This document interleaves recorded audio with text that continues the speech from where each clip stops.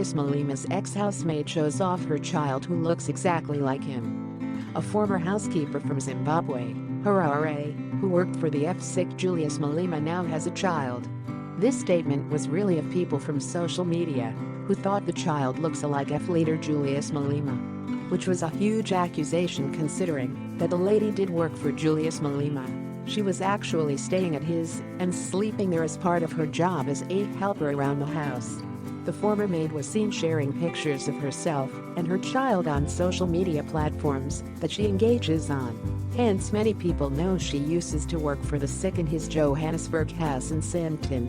This was what made many people think the father of the child might be the sick Julius Malema. Many recall he was not even married at the time, but we can't verify this claim.